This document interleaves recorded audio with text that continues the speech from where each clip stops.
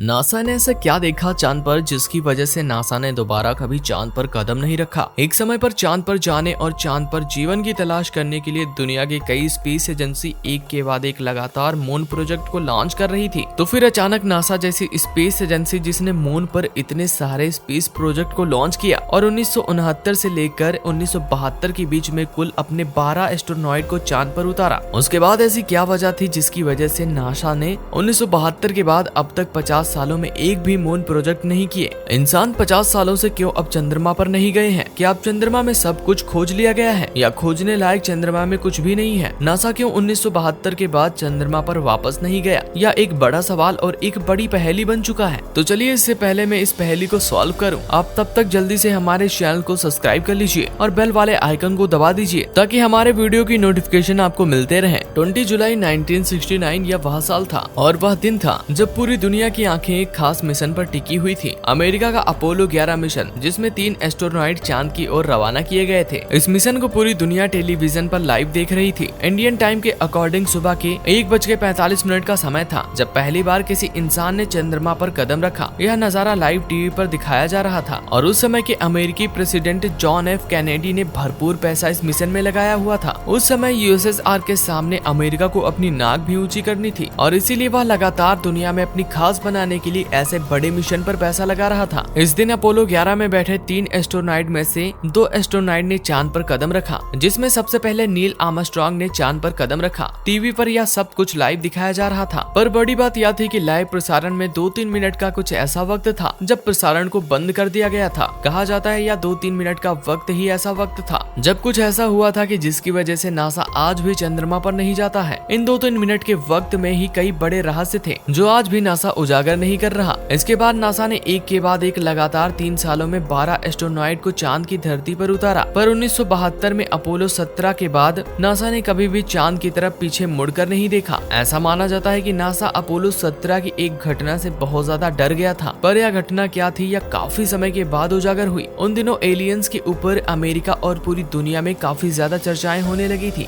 और काफी जगहों पर फ्लाइंग सोसर देखे जा रहे थे। इसी बीच साल 2007 में 15 जुलाई को एस्ट्रोनॉट विलियन ने अपना एक इंटरव्यू दिया जो एक खास तरह की एक डॉक्यूमेंट्री थी जिसका नाम alien on the moon the truth expose था। इस डॉक्यूमेंट्री में एलियंस के रहस्यमयी घटनाओं से जुड़े विषय पर बातें हो रही थी और उसके पीछे की वैज्ञानिकताओं को समझा जा रहा था। इसमें नासा के अपोलो मिशन के दौरान घटी एक घटना के बारे में बताया गया कि कैसे जब एस्ट्रोनॉइड चंद्रमा पर गए तब उन्हें वहां पर चंद्रमा की सतह पर अपनी स्पेसशिप से दूर एक क्रैश्ड एलियन स्पेस दिखाई दिया था। इसकी जानकारी उन्होंने नीचे बैठे अपने सीनियर्स को दी थी। इसके बाद जब बताया गया कि अपोलो मिशन का स्पेसशिप क्रेटर पर लैंड करवाया गया तब उसमें थोड़ी ही दूर जो क्रैश्ड एलियन स्पेस था उसकी तरफ कुछ एस्ट्रोनॉट गए और उन्होंने उस स्पेस के अंदर जाकर इस रहस्य को जानने की कोशिश की। बताया जाता है कि यह स्पेसशिप देखने में ऐसा लग रहा था कि काफी समय से चंद्रमा पर गिरा हुआ था जिससे इस पर धूल थी और जब अंदर जाकर देखा तो वहाँ पर 2 एलियंस की डेड बॉडी मिली जिसमें से एक मेल और दूसरी फीमेल थी। तब नासा के वैज्ञानिकों ने फीमेल एलियन डेड बॉडी को अपने साथ लिया और उसे अपनी स्पेसशिप की मदद से धरती पर ले आए। कहा जाता है कि यह फीमेल एलियन डेड बॉडी आज भी अमेरिका के एरिया 51 में एक सीक्रेट कंपाउंड में रखी हुई है जिसे अमेरिका ने आज तक दुनिया से छिपा कर रखा हुआ है। इसके बाद विकिपीडिया पर यह स्टोरी दिखाई दी। तब नासा ने विकिपीडिया की इस स्टोरी को फेक बताया और कहा ऐसी कोई घटना नहीं हुई है। दोस्तों कहा जाता है कि नासा ने अपोलो 17 के बाद दुनिया से छुपाकर बाकी के मिशन को भी कंप्लीट किया। अपोलो 18, 19, 20 को दुनिया से छिपाकर किया गया। यह घटना जो बाहर लीक हुई, दावा किया जाता है कि यह उन्हीं मून मिशन में से एक घटना रही होगी और इसीलिए इस घटना के बाद से नासा इतना डर चुका है कि उसने पिछले 50 सालों में एक भी मून मिशन नहीं किए। आपको क्या लगता है दोस्तों, कमेंट बॉक्स में बताएं और अगर वीडियो पसंद आई हो तो वीडियो को लाइक करें और ज्यादा से ज्यादा शेयर करें, साथ ही हमारे चैनल को सब्सक्राइब कर लें।